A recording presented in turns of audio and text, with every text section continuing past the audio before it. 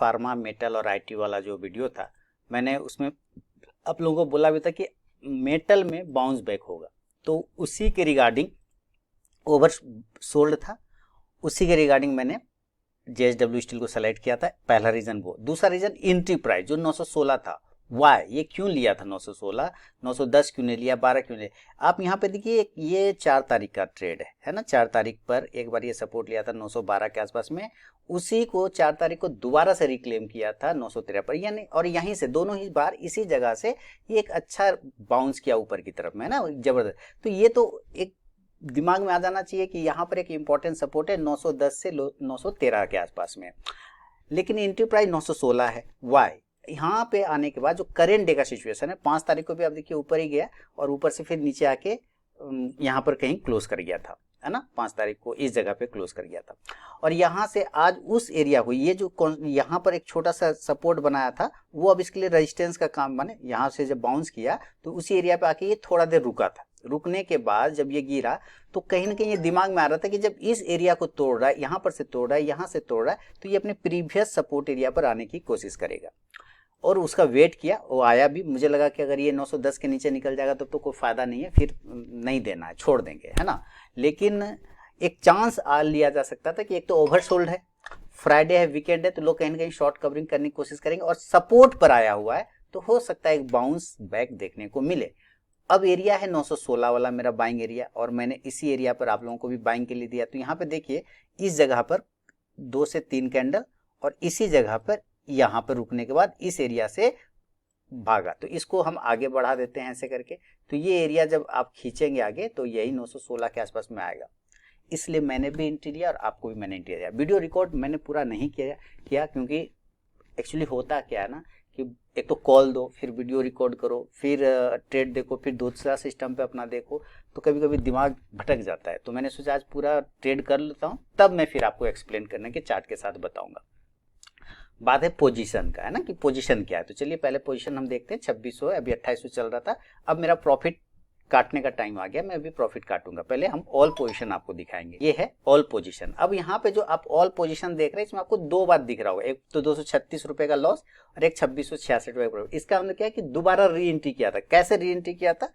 क्योंकि एक बार हमने माइनस में काटा, फिर दोबारा से री एंट्री किया। रीजन मैं फिर से आपको यहाँ चार्ट पर आके बताता हूँ क्यों।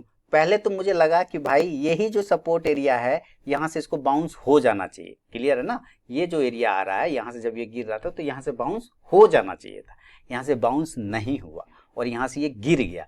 जैसे ही इसको ब्रेक किया तो मुझे लगा कि मामला गड़बड़ है, तो इसको भी काट देते। तो मैंने 226 रुपए का लॉस बुक कर लिया था और दोबारा से इसको दूसरा सपोर्ट पर आने का वेट किया, तब मैंने एंट्री किया और वहां से वो रिकवर भी हो गया और प्रॉफिट भी बहुत अच्छा खासा मुझे चलता हुआ बन गया। कहीं कोई दिक्कत वाली बात नहीं। 950 का कॉल ऑप्शन देखिए।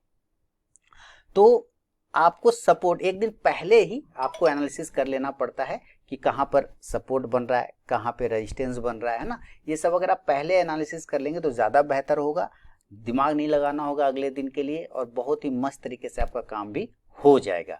बाकी मैंने आपको जो जो कॉल ऑप्शन दिए, जो बैंक निफ्टी का देखिए, पहले बैंक निफ्टी कॉल ऑप्शन दिया, इसको इग्नोर करवा दिया, इग्नोर कॉल साइड, ठीक है।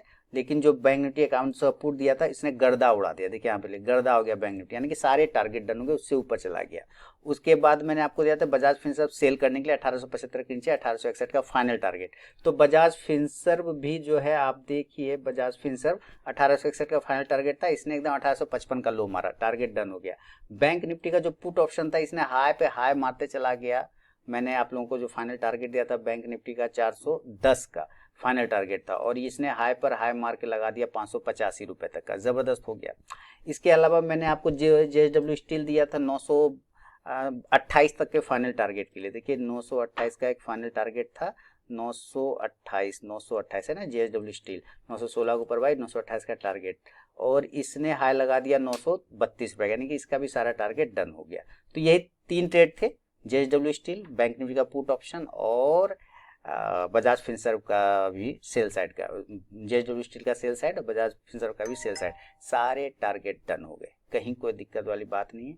अब घर जाइए, आराम कीजिए और मस्त रहिए, ठीक है। और बाकी रीजन तो मैंने आपको बता ही दिया कि आखिर मैंने जेएसडब्ल्यू स्टील को क्यों किया था, क्योंकि निफ्टी का जब आईटी वाला सेक्टर आप देखेंगे ना, तो ये भी आपको दिखेगा, यहाँ ले आता हूँ इसको, या निफ्टी का आईटी वाला जब सेक्टर आप देखेंगे ना, निफ्टी आईटी है ना, तो आपको ये ओवर सोल्ड से एक रिकवरी मोड में नजर आएगा। निफ्टी आईटी कह रहा हूँ, निफ्टी मेटल, मेरा भी दिमाग पागल है, निफ्टी मेटल है ना, निफ्टी मेटल डेली के चार्ट पे आप देखेंगे तब आपको पता चलेगा बेहतरीन तरीके से। ये देखिए, ये है निफ्टी का मेटल इंडेक्स, यहाँ पे आप देख रहे हैं ये ग्रीन कैंडल, ये फॉल हुआ, यहाँ पे शॉर्ट कवरिंग हुआ, फिर एक डोजी बनाया और आज मार्केट की गिरावट ने उसी के लो के पास में से इसने बाउंस किया। तो इसका मतलब है कि इसके साथ साथ जो इसके स्टॉक्स हैं वो भी बाउंस करेगा, चाहे वो जिंदल स्टील हो जाए, वो भी आप देखिए पॉजिटिव ही आपको नजर आएगा। जिंदल स्टील के चार्ट भी देखेंगे तो आपको पॉजिटिव ही नजर आएगा, कहीं कोई दिक्कत नहीं। देखिए जबरदस्त मूवमेंट किया था इसने भी, है ना, नीचे से रिकवरी दिखाया, तो वेट किया, एक बार लॉस काटा है ना, लॉस काटा ना, कहाँ गया भाई, हाँ यहाँ लॉस काटा ना 236, लेकिन दोबारा प्रॉफिट ले लिया ना। तो यही होता है, आपकी एनालिसिस अगर सही है तो सारे काम आपके सही हो जाएंगे, कोई दिक्कत वाली बात नहीं है। बाकी वीकेंड है, एंजॉय करिए, मस्त रहिए, खुश रहिए। और मेरे RK trading mobile app, RK trading Telegram channel, WhatsApp channel को ज्वाइन कर लीजिए फ्री ऑफ कॉस्ट में। लाइव मार्केट में कॉल्स और एजुकेशनल वीडियोस के लिए कोई भी चार्जेस नहीं, फ्री सेवा, नारायण सेवा, एंजॉय करिए। ठीक है, चलिए बहुत बहुत धन्यवाद।